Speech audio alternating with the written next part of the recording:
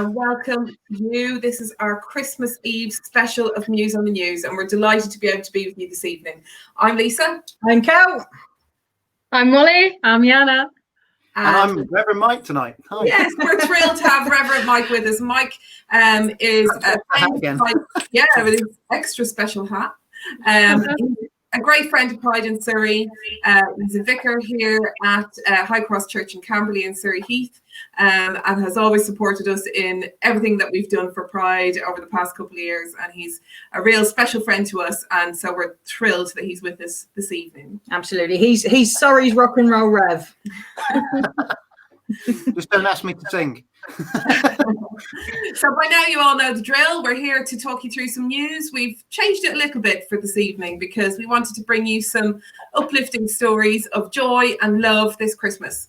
So the first story, whose is it? The story about Christmas and retailers. Yeah, so we are going to go to the news that we've been hearing about quite a lot recently, by where the retailers are closing on Christmas, on Boxing Day, sorry. Christmas Day and Boxing Christmas Day and Boxing Day, obviously, yeah. Let me just find that for you all so you can see. Can we see it? There we go. There we go.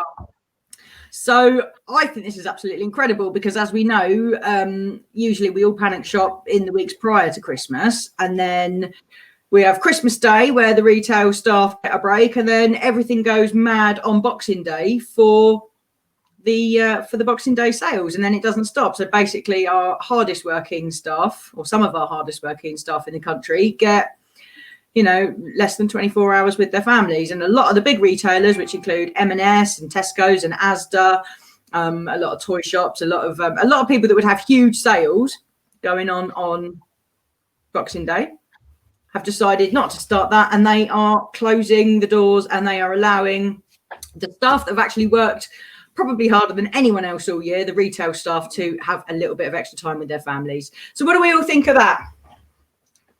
Well, I think it's really good. I was having a little read of it earlier, and actually some of the shops are even closing for like 3 days, which I think is a really nice chance to have a break. I think because it's coming over a weekend as well. One day just isn't enough, is it? I don't think we all need to rush back to the shops on Boxing Day. Just have a nice chilled day in your pajamas watching some movies. Absolutely. I just worry if it's 3 days, people are going to do this panic buying just before because, oh my God, the shops are going to be closed for 3 days. How are we going to survive? But, anyway, don't they, for Christmas? They already go and buy enough food for, 6 weeks when the shops have only ever been closed for 1 day. So I think actually this year has taught us that we can cope with doing a once a week shop or a once a fortnight shop. Yeah. And, we're all adept at it now. What do you think, Mike? I was just thinking, I was just looking at the mix of the retailers that are doing it. It's absolutely intriguing to see which shops are and which shops aren't. So the Entertainer doesn't surprise me because the Entertainer is a Christian company, and they've always closed. They've never opened on a Sunday. Yeah, and they've always had the nativity scenes in the windows. We've got one of their nativity scenes at High Cross in our window. It's great. So that doesn't surprise me at all. But it's intriguing that people like Aldi and Asda have also decided to close because, of course, Christmas this year is on a Friday, isn't it? So that gives people that whole weekend. But it's just, and you look at some of the other shops that have decided to close. Wickes, actually, why would you need to rush to Wickes on Boxing Day? So actually, it does make sense to close. So it's great that it's giving that staff the time just to chill out. But it's also interesting which other supermarkets have said, absolutely, there is no way we're closing, we're staying open. And I just hope that people say, well, actually, it's nice you're open, but we ain't coming. It's a shame because the supermarkets are the retailers that have really smashed it this year. Yeah. It's nice to see that a lot of them have given their business rates grants back. I think that was more sort of pressure from 1 or 2 companies doing it rather than anything else. But, they really have smashed it, and people have been buying all their gifts and all their tech and their clothes and everything from supermarkets this year because we haven't been able to go elsewhere. They've made a fortune, haven't they? They've made an absolute fortune. And when you look at some of the town centres, because the supermarkets have been able to stay open and sell all these non-essentials when it was just meant to be essentials on sale, some of the smaller retailers have really struggled. So, all credit to, as does the biggest out there because it's connected to Walmart. So all credit to them for taking this initiative and thinking of the staff for a change. Yeah, and I think particularly, I know that we've touched on it. I know how hard those supermarket staff have worked this year. Having been involved in the same kind of voluntary efforts as you have, Mike, over COVID and lockdown 1 particularly. They worked so hard under very difficult circumstances, and so for the staff, I'm so pleased for them. And I wish all supermarkets followed suit, because they all deserve an absolute medal. And yes, they've done well business-wise, but my goodness, where would we have been without their efforts to keep the food flowing into their stores? And I kind of hope by the time this goes live, is that some of the supermarkets will have done the same, because it'd just be wonderful if everything was closed on Boxing Day. We don't need it open just on that Saturday. Let's have some time off. Are you Boxing Day shoppers? We're not here. We never go out on Boxing Day. We lock down anyway. Boxing Day is the day you spend time with your family and go for a walk, and then come home and have a nice hot chocolate, get into your Jimmy Jams, and watch whatever rubbish is on TV. Well, especially in your profession, Mike, you work Christmas Day, right? Yeah, it does push it a bit. It's quite nice to have Boxing Day off. Yeah. I've got a day off between Christmas Day and the Sunday, so it's great. Yeah. I just think it's one of those lovely things, because especially retailers like Marks and Sparks that probably really rely on the Boxing Day sales, and for them to actually put their staff first and think that, that they deserve that extra day off, I think is maybe a move in the right direction in terms of the way we treat our employees in the UK. Yeah, and did you say something? Pardon? Yeah, no, the only thing is, it's all right. I remember a couple of years ago, because obviously I work for the railway and we are 24/7. We don't close for Christmas. We're still working. And a couple of years ago, I was working the Christmas Day, and it was a really busy Christmas Day. So I can't tell you how grateful I was when I actually found a shop that was open, and I could buy some food, because I was hungry, I was cold, and I went in, warmed up. But I remember I bought something to eat, and I bought a bunch of flowers. Yep. That I delivered to a little old lady that Molly works for, because I knew she's on her own. And I thought, you know what, I'm going to do a good thing. And I was so happy that shop was open, had a bunch of flowers, some food for me, picked it up, dropped it off, made my day, made her day. So it is important that some shops are open for perhaps the keyword. The little independent retailers, I think, like the cost cutters and that we have on our housing estates, are really handy, aren't they? So especially if you're by yourself as well, you can go for a walk in the morning and maybe pick up a newspaper or a pint of milk and chat to somebody if you haven't got anybody at home. That's how that is the I think that's a really good point, that the little retailers are open, the little shops are open, rather than the big supermarkets that have made a lot of money, and they've been really good keeping food flowing, but actually they can just let the smaller retailers, like you say, the cost cutters, the small co-ops and things, have a I think so. We mustn't forget about the people that are still out there working. And there's a lot working on Christmas Day and Boxing Day, isn't there? Yeah. But as long as it's done in such a way that if someone's going to stay in that little shop, it's someone that volunteered to do it, maybe because that's what they prefer to do, as long as nobody's forced to do it. A lot of the small shops are family run as well, aren't they? So people to be together. And we mustn't forget there are a lot of people who do live alone and will be alone, and actually perhaps working Christmas Day might be their sort of preference and their release from being on their own. So I do appreciate and accept that everybody's in a different boat, but I think it's really nice that the larger retailers aren't just grabbing the money this Christmas and they're putting their staff first, and I think that's great. Yeah, definitely. Brilliant. Right, should we move on to our next story then, guys? Yeah. Is this me? I believe so. Are we going to do combating loneliness, Molly? Yeah, we are. So whilst Cal's getting this up for you, this is 7 ways to combat loneliness this Christmas. So we both thought this was a really nice article, because I think, speaking for all of us, we never forget that there are a lot of lonely people out there throughout the year, but especially at Christmas. I think it says even before the pandemic hit, there was something like 9 million people that identified as lonely in the UK.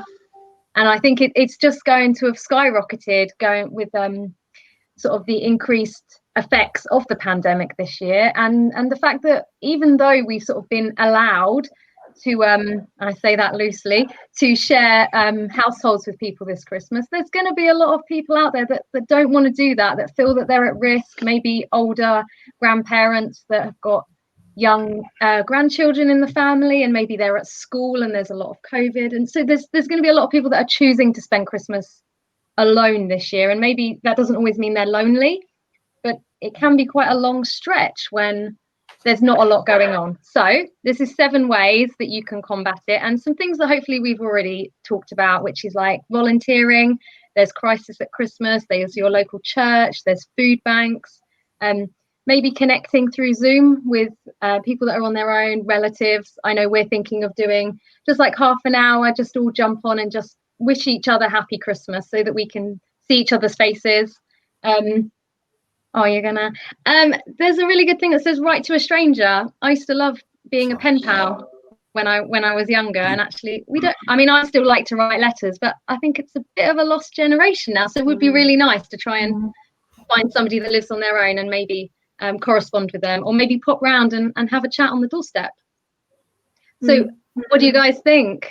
I think, Mike, what do you think? I was about to say it sounds amazing, because I think you've hit the nail on the head. This has been going on for over 9 months with the pandemic this year already, and I've got used to being on my own, but believe it or not, I'm quite introverted and enjoy my own space, but I'm aware that there's lots of people out there that don't, and Christmas is especially difficult because we used to come in together.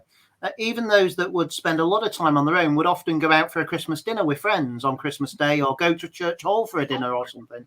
And it's just so strange this year. And it's that letter writing just reminded me of a story on the news last night about a lady who was walking a dog, and she'd seen a bunch of flowers. So she left a note with the flowers saying, whoever it was from, it's great to see these flowers. And her in her 30s and this chap in her 80s started corresponding for about 5 years, never met each other, just left letters and notes. And it was that idea that combated loneliness and helped them both through. And we've just got to do that this Christmas. It might be a wave to a neighbour, or in Camberley, we've got the Camberley Shines, and that's other places, just putting a star out to remind people there is hope at Christmas. And I certainly know there's lots of organisations doing Zoom Christmas dinners where you can just drop in for a few minutes for a mince pie and a chat, just to meet with somebody. And we're doing that as a family. We're meeting on Christmas Day at 2:00, just having a Zoom and a catch up, because like lots of people, I've not seen my parents or my in-laws for over a year. So it's just nice to meet with them, but it's doing everything we can to combat loneliness, because this year it's so difficult. But we've also got to remember, with loneliness, it's not just about the elderly, is it? It affects people of all ages. Yeah. Anybody can feel lonely.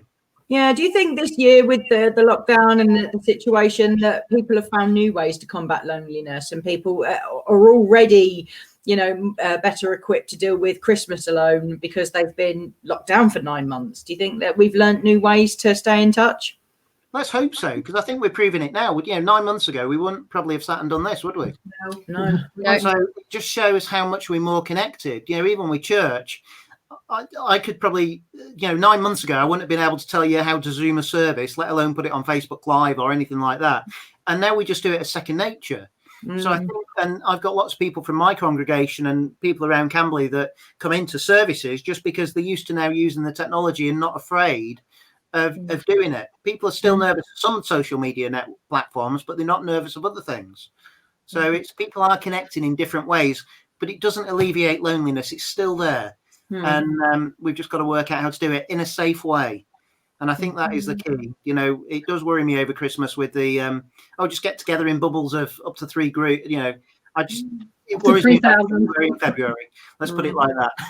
I think people are still cautious. I think people, although the rules have been relaxed, people are still very much understanding that, COVID doesn't go away for Christmas. And yes, perhaps invite, mum or granny over. But I think people aren't actually organising big parties with, their mums and sons and brothers and aunties' hairdressers. They are keeping it sensible and, and realistic, I think. And quite right too. We have to be careful still. Yeah. The vaccine is there and it is being distributed, which is wonderful, but we're not going to be protected for quite a number of months yet. So we need to be continuing with all the precautions as much as we possibly can, because it is really important. But I think one of the interesting things is, I think with regard to the loneliness, I think our communities are probably stronger than ever now. Certainly for me, where I live, it feels that our community here has changed, it's galvanized, and we know each other better, and we make more of an effort to speak to people, to smile at people, even if it is behind a mask. You know, I think that's key. I had a conversation with somebody this morning, and it was about how important it is to make those connections with the people around us, the people who live on our road, the next door neighbours, the ones a few doors up. And when you're out and about, not being afraid to say hello to people, and things like that are just so important. They might be complete strangers, but actually a few sentences between strangers can make somebody's day. And if it was one thing I could encourage people to do, it would be to just take that leap of faith, that when you say hello to somebody and say, hi, how are you doing? Are you having a good day? Isn't the park beautiful today? Or whatever, you know, whatever you can think of to speak about, just do it, because it really does make the world of difference. I know when somebody bothers to speak to me, it puts a bounce in my step. I know it. So do it, and don't be afraid. I think that's, you know, it does as much for me as it does for the person that I'm speaking to. I think it's a really powerful act. It's about being just a little bit kind as well, isn't it? So, you know, if you live in a block of flats, it might be actually put a Christmas card through the door of your neighbours this year. You might not have done that in the past, but send your neighbours some cards. And, you know, or if you don't know who your neighbours are, drop them a card. We've got permission to do that this year, because we've just in a totally different world. And we seem to have lost that habit of talking to our neighbours. It feels nicer though, Mike, actually. I must say that I notice now more, if I'm strolling up the road, people that I don't know from Adam will say hello to me and give me a smile. And you see more people stopping at the end of each other's paths and having a gossip. And there does seem to actually be more community cohesion because of lockdown. Maybe this has actually done us a huge favour and taught us to go back to our roots and to, commune with the people that we live near. Maybe it's funny, isn't it? Yeah. Funny you say that, because we actually live in a block of flats, and we get on with everyone pretty much. But we've worked really hard over the years trying to get on with one of our neighbours, and it's just not working. And it's not a Christmas card I want to post through his door. Trust me. It's not. We have tried the Christmas card route, so it's not for everyone. Okay, but I would, yeah. Always have a go, because you never know. Some people just don't want to. But the reality is, there's some people that just actually, we might think they're lonely, but they're not. They just enjoy that space. Yeah. Absolutely. We've got to respect that, and it's not what we do. It's how people feel. So somebody can be in a crowd of hundreds and feel lonely, or somebody can be on their own and feel totally connected. Of course. Exactly. Yeah, respecting boundaries. Yeah. Anyway, let's move on to a feel good one, guys, shall we? Yeah. What's that? So, Lisa, do you want to talk us through the next one? This is a real feel-good story. But you know what? I'm going to allow Molly to talk about this, because she posted this story, and although I love it and I would love to talk about it, I'm going to leave it with Molly because she found it, and it's just an adorable story. Are you happy to cover it, Molly? Yeah, absolutely. Have you read it? Of course I've read it. I did. Do you know, it's funny, actually, we've been going out walking around the neighborhood the last couple of weeks, and we've seen all the Christmas lights going up, and I think there are more than ever this year. And this is about a guy that has moved in, and he was told at the time that his neighbor went all out for Christmas. And I think, as you can see from this picture, they weren't lying, and he decorated the whole of the front lawn, the house, the gutters, the trees, absolutely everything. And as I read it, the neighbour had spent a lot of money on his interior decoration and didn't really have anything left for the outside of his house. And I believe there's a Grinch on the lawn, and the guy has put a string of lights to the Grinch, looking like the guy with no lights is trying to steal all the Christmas lights. And I think that's really nice. These guys have come together and actually just working as a team and as a neighbourhood. And just because you haven't got the money or you haven't got the ability to do it, there's no reason why you can't share a little bit of that love. Oh, it's so cute. Look at that. Brilliant. Picture these lights. Yeah, you've got your lights. Yeah, I feel bad because you all guys got Christmassy stuff. I don't have a Christmas. Hope you've got a fire extinguisher nearby, Jana. Always. Always. So listen, I love this story. Yeah, I did. And we're a house that go a little bit all out with lights where, you know, we see the meter going. Yeah. But I love it. I absolutely love it. And I think it's once a year for a few days. And I'm more than happy to send Kel out to put them on it. She's absolutely, yeah, she really doesn't mind sending I nearly me out. sent her out in the rain this In morning. the rain, up the Oh, ladder. no. You get electrocuted. Out there? Pardon? What lights have you got out there? Nothing at the minute. Nothing yet. Ah, It was okay. going to be this morning. But we put twinkly lights all around the front of the wall and across the fencing. We've got stars that stick in the lawn. We've got a candy canes. Rudolph and candy canes and twirly, swizzly things. And it's nuts. Yeah, it is. Wow. It's insane. But I love it. Do you know what? The amount of people that walk past and their kids stop and they coo and they ooh, and it's lovely. Because people do seem to love it, even though our electric bill doubles for December. It pleases other people and it cheers other people up, and It pleases me. And it pleases Lisa greatly, and it's lovely. But the thing I loved about this story was somebody paying it forward and somebody helping out their neighbour and sharing and teamwork. And I just thought it was so nice in a world where people, you know, often tend to think of themselves, and particularly with Christmas lights, that it's very, very competitive. You know, and a lot of roads, they're like, I'm bigger and better than yours. And, you know, I've got Father Christmas playing piano on my roof and all you've got is, you know, some fairy lights in your bush. So to see somebody who clearly is competitive, then sharing with their neighbour, I thought was absolutely smashing. I loved it. Have you noticed this year, though, there's more people that have got lights than in the past? And I did notice that there's quite a few streets that are having a formal switch on of the lights. It's just wonderful.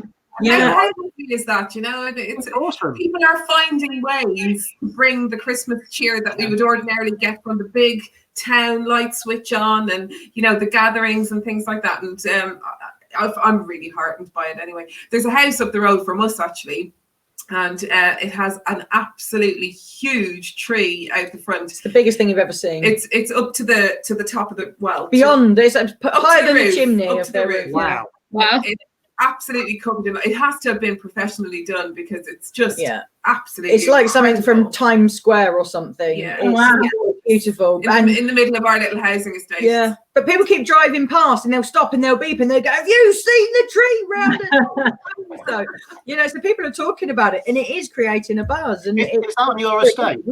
Yeah. Just right, I'm coming round and having a look later. Yeah, you know what? If you drive the kids round, there's a couple of. We're really lucky, aren't we? You know, if you go around some of the places in Blackwater, you can have a drive round. It's actually an evening out driving the kids round to look at the Christmas lights. We're doing It does cheer you up, doesn't it? We just did that earlier this evening with our friend Misha and her two boys, because I actually haven't really been for a walk or anything like that. So we said, just come down with the boys. We'll take a walk and look at the lights. And the boys are so excited about it. Yeah, it's lovely. It's so lovely to see their smiles. You know, a few people came out of the houses to have a little look what we were doing. So we're just admiring your Christmas lights. Really nice display. So.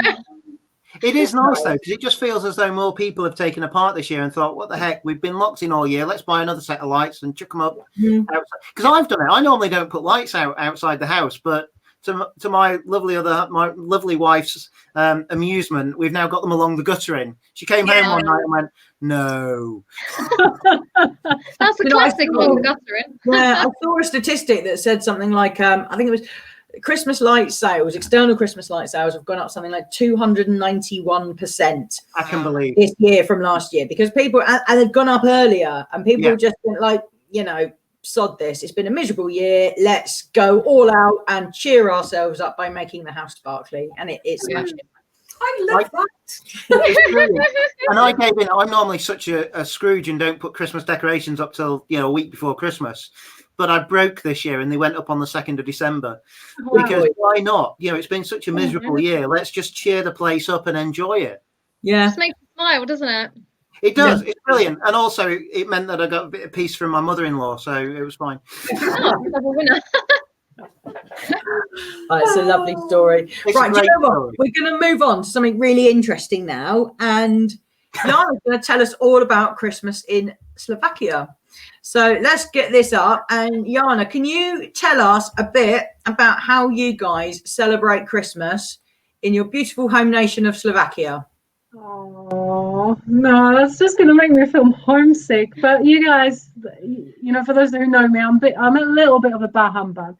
But even us this year, we sort of decorated quite early and stuff. But from what I remember when I was back home with Dad and Mum, we did decoration very, very last minute. But either way, the Christmas in Slovakia it begins with Advent, and so at the beginning of December. And very, very special day, especially when you're a kid, is the 6th of December, which we call St. Nicholas Day. And I'm surprised that it's not very popular here, or you don't do anything here for St. Nicholas Day. But I think that was even more special than Christmas Day for some kids. And basically what you had to do is, when you had your winter boots, you had to make sure on the 5th of December, which is the night before St. Nicholas, you had to polish them and make them clean, like super clean, and put them by your bed at night. And you would hope that the St. Nicholas would come over the night and place some little gifts in your boots. And, if you're lucky, because you've been a good kid, you wake up with your boots filled with just chocolate and fruit and little prezzy. If you've been a bad kid, you get coal in your boots. Oh. Yeah. I've got to say, I've never had. You never had coal? No. I'm glad I keep talking about this. I can't afford to do presents for them twice in December. I was going to say, so why do you get 2 lots of presents? Well, they're not like big presents. They are mostly, it's all about chocolate, sweet stuff, fruit. I mean, if this was my shoes, there's not going to be much in there. There's going to be like one apple. No. You and your little size 4. Do you know about this, Mike? Is this a thing? Is this a St. Nicholas Day? Yeah, we lived in Germany for 8 years, and we used to do 6th of December, St. Nicholas Day. So we still, the kids they forgot this year. Oh well. You put your shoes out, and you got coal or sweets, candy canes, and things. It was great, and it was for me. St. Nicholas Day is the start of Christmas.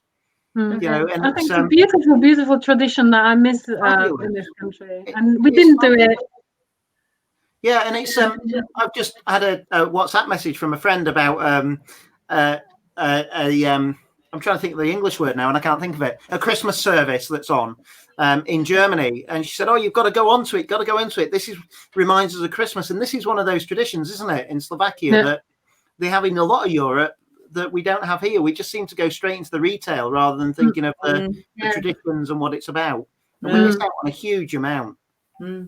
Absolutely. I might start that next year. I think that's a lovely, lovely idea. Yeah, our youngest Arthur can have toys in his shoes because he's 5, but Donica's like a size 8. So yeah, I'm sure he'd share them for the smaller children. Yeah, but you know what? It will make your kids be good for longer, because they have to be good coming up to it. They have to have their 5 children, Jana. This is true. There's no hope for your children. No. Come on. Tell us some more Slovakian traditions. And so obviously that's quite a big day. And then the 24th comes, which is Christmas Eve. But it's the most important day in Slovakia and Europe is the Christmas Eve, because that's when you celebrate your Christmas. And in Slovakia, and it's different in every family, because you've got your different little traditions. But in general, it's the dinner starts cooking the morning of 24th, and big thing is that you're not supposed to eat the whole day until dinner. I know. It's so you see the golden pig in. It's also called hallucinations. The golden pig. What's the golden you're so hungry. Basically, if you eat anything during the day, you will not see the golden pig after midnight mass. I do not understand this bit, but my mum made us not eat all day until dinner, so we were so starving by the dinner. Do you cook it? Just then cook a whole pig, or is it just a? I've got this image of a pig now. No, they don't even eat the pig.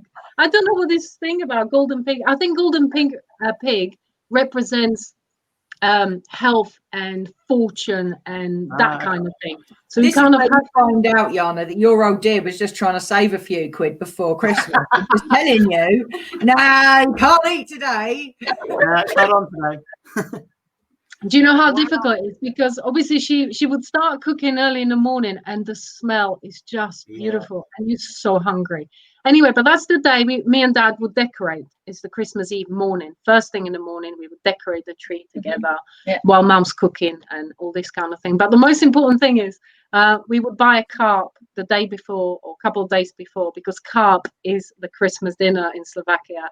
It's something you wouldn't have the whole year, but on Christmas Day is what you have is carp. And you had to buy it alive.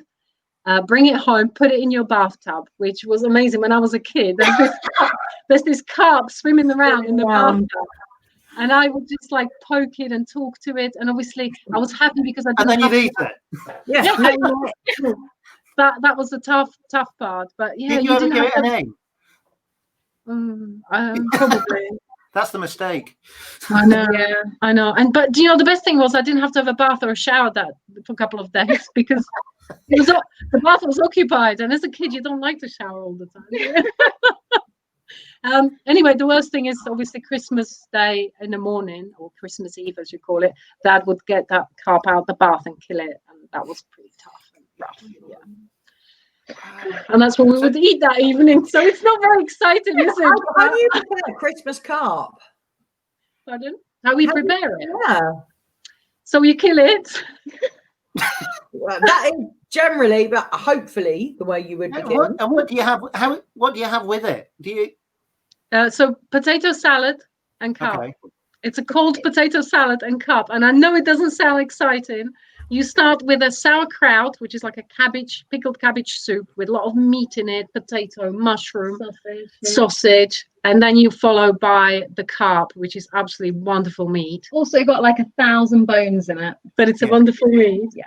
And also because remember, carps live at the bottom of the lakes in the mud. Sandy. So very sandy. So what my mum would do is when the dad would kill the fish and then portion it, she would put it in a big like a bowl of milk, because milk draws out the mud out of the fish.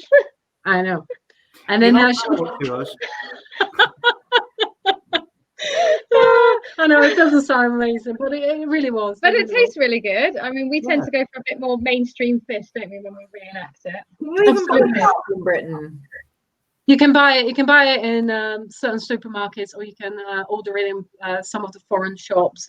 It's very popular, and often they order a lot into the supermarket, and then the Polish, Slovakian, the Czech, they send on that supermarket and just buy carp in tons. So do you do this now then? So now Christmas, you guys will have some. I was just thinking the same thing. Yeah. So we don't bother with carp because Molly's not a great lover of it. And I prefer not to kill and have to, clean my fish before I eat it. It's all the bones that would put me off, to be honest. So you can buy it frozen, but we don't do it. We do different fish, but we do little traditions still. We always have our Christmas on 24th, and we sort of prepare the table, and before. Really sweet thing my sister always does is cutting an apple. So you take an apple and you cut it, and you got to cut it the right way so you get a little star, and that again means like a kind of good luck. Says your fortune for the year. So, and you eat a garlic, like a fresh raw garlic. Yeah. And we have a shot. And we have a shot of alcohol, and then we eat our dinner, and we do that every year, don't we? Yeah. So I pretend I'm having a shot while I'm actually probably having squash or Ribena. Ribena, yeah. Oh, I went straight to my head because I haven't eaten all day. Would it be a traditional alcohol shot you have? What's the type of alcohol they'd normally have, Jana? Oh, Mike. The traditional alcohol. Yeah, Jana bought us some traditional alcohol back from when she went home last. Hang on, let me see if I can say it. Slovakia. Slovakia. Well, one evening. I know this from the 90s with the things that used to be called fall in a ditch or slip in a ditch. It sounds right. It sounds really right. Absolutely. We were here one evening having a chat with the girls on a screen. And we decided to get out the Slovakia, and she was like, "Oh, be careful, be careful." We were like, "Yeah, whatever." Anyway, we had a couple of these shots, and crikey, did we feel it in the morning? Blew our heads off. Yes. Mighty stuff. There's one little bottle left, and we're going to have to save that for a time when we've got nothing to do. Saving it for a Saturday night. Probably same as here. Eggnog is something very popular at Christmas. And, my grandma used to make homemade, and if you can't handle slivovitza, or obviously you're a bit young, you just have a bit of eggnog. Do you know, I've never had eggnog. I feel like maybe this year I have to. And I've never had mulled wine, so maybe this has to be a year of first. Molly! You've never lived. I know, I haven't. One of the greatest things I loved around Christmas in Germany was air liqueur waffle. So, what's that? So air liqueur is eggnog, so egg liqueur, and you'd have it a waffle with a lump of ice cream and then the stuff poured on top. Oh, I want that. Me too. We'll be all around. Go to a Christmas market now. You'll have to do some doorstop delivery of that, Mike. Pop us a bit round. Be lovely. Is that Mike there saying, "I'm Sorry, not"? that was one of the children coming through the door. Oh. So what else then, Jana? What else can you enlighten us with regards to Slovakian Christmas? What happens Christmas Day then? If you do all your Christmas Day on Boxing Day, on Christmas Eve? Okay, so the Christmas Eve, which is our Christmas Day, like I said, you starve all day, then you eat some muddy fish, some raw garlic, get drunk, and then if you're a kid, you get your prezzies, obviously. After dinner, you have to wait for the. I think we don't call it Father Christmas, we call it Little Jesus. Yeah. Yeah. I know. So the little Jesus will come and place the prezzies under the tree for the kids, and that's that. Yeah. And they never see him. No. Of course they don't see him. He travels so fast. He has a lot of children to see. Absolutely. So you never see the little Jesus. But there you go. And the next day, to be honest, you're just eating the rest of the food. You're feeling really ill. From your hangover. Yeah, you enjoying your prezzies. So you just start early. I like this. And then you have Boxing Day as well to carry on eating the food, but you're sober, so you can enjoy it more. Absolutely. Well, you're sober. I'm always sober. You know, if you're a foreigner living in UK, you have 2 Christmases, 24th and then 25th, and then it carries on into Boxing Day. So consider myself really lucky. Yeah. Shall we move on to another foreign Christmas tradition? What do you reckon? Oh yeah, I'm excited about that. We move on to so now Lisa is going to talk to us about a Christmas tradition in Ireland, and she's going to need to pronounce this for us because it's written in Gaelic here. Can you see it? Yeah. How do we pronounce that? It's Nullig Naman. So it's Little Women's Christmas, and it's held every year on the 6th of January. And traditionally, we had it as women after Christmas to give ourselves a bit of a rest. So the idea was that after all the work and slaving and toiling to make Christmas wonderful for our families, that we then took the day off, and the men of the household would run the household for the day, look after the children, and the women would go around each other's houses and drink tea and finish up the Christmas cake and the sandwiches and whatever else was left over. And that rounded off Christmas for the women. So yeah, it was it's still alive today and people still do it, and we've actually had Nullig Naman here quite a few times. Probably won't be doing it this year, but all the girlies come over and we have a few drinks and use up all the leftovers. Everybody brings their leftovers round, and it's a really nice day. Yeah. What's interesting in this situation though is obviously there's 2 of us here that are couples in all female households, so women don't get a day off on the 6th of January. But Mike, are you likely to let Mrs. Mike put her feet up on the 6th of January and you do all the cleaning and cooking? We work as a team anyway, so we just get on with it together. She's not allowed to be part of the team on the 6th of January. She has to just laze about with some ice cream while you do all the slog. I will tell her. When you see her, you can tell her. But I've got a feeling. I'm going to send her a message now. January this coming year. I think it's a Wednesday. I'm wondering if schools will be back already. So they are. My dear other half will be at school teaching. So, but it's what I love about this is that it falls on Epiphany as well, which is the 6th of January. So it's just a great idea. You know, it's the 12th day of Christmas, isn't it? So it's the idea of that you're using everything up so that everything's getting refreshed and cleaned. I think I've never heard of it before, but it sounds wonderful. Oh, it's lovely. It's really nice. And what I love about this is that it's carried on and it's modernized now. So like in Ireland, you know, that often the women will take the day off work if it falls on a work day. And they might go out for lunch and get a little bit tipsy and then, you know, fall home at the end of the evening. And, you know, it's one of those ones that's just carried on and, you know, evolved. Yeah.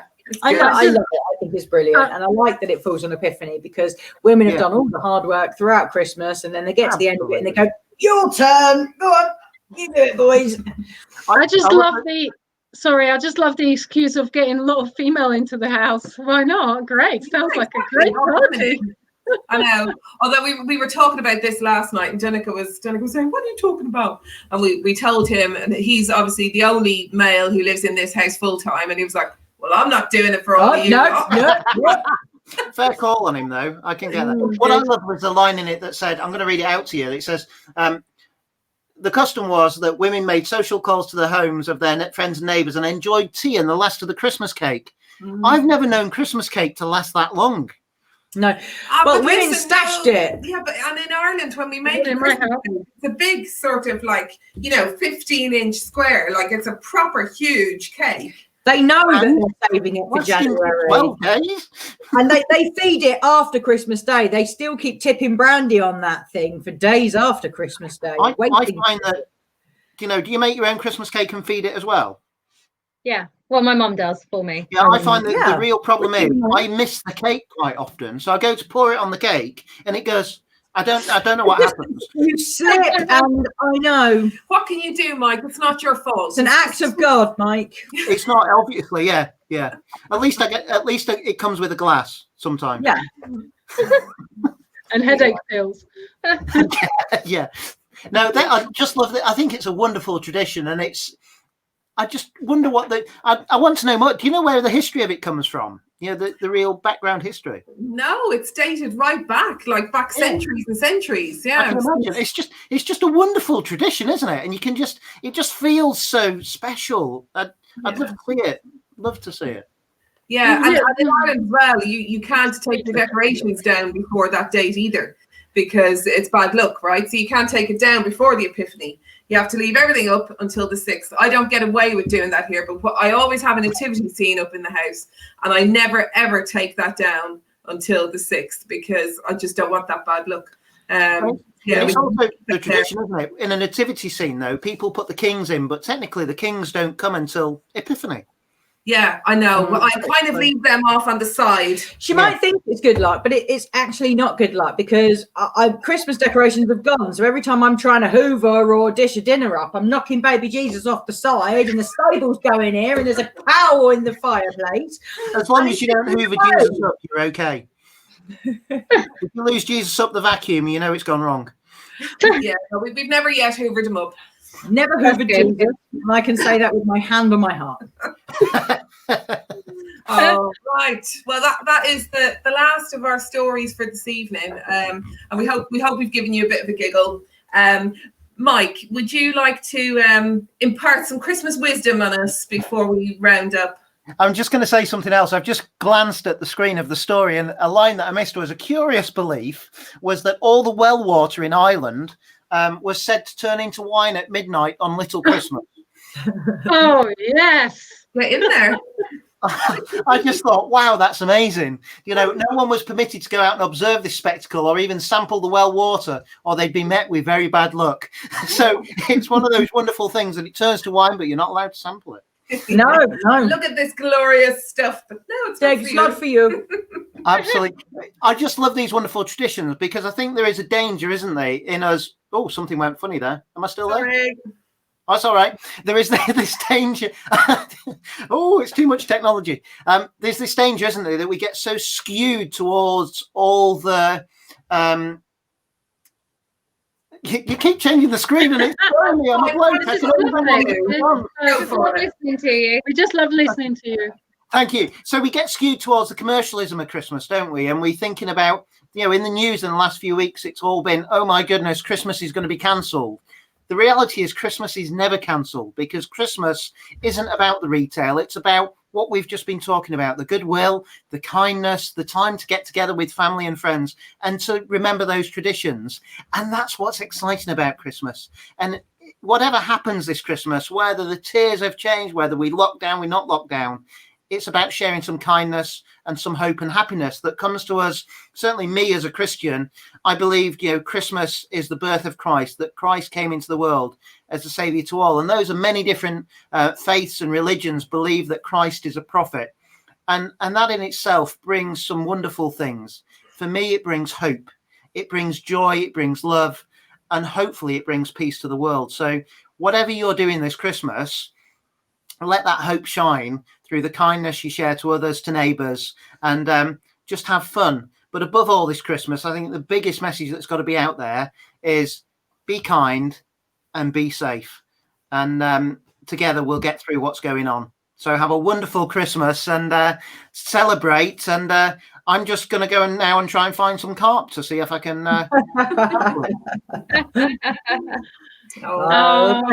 Thank you, Mike. And Jana, are you going to do your special for us? Absolutely, guys. Those words of Mike's words are just so true.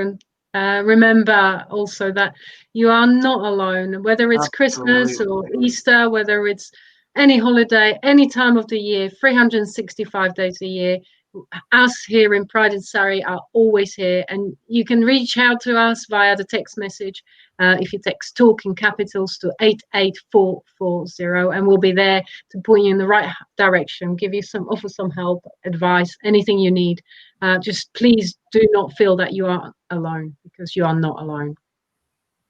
Lovely, thank you.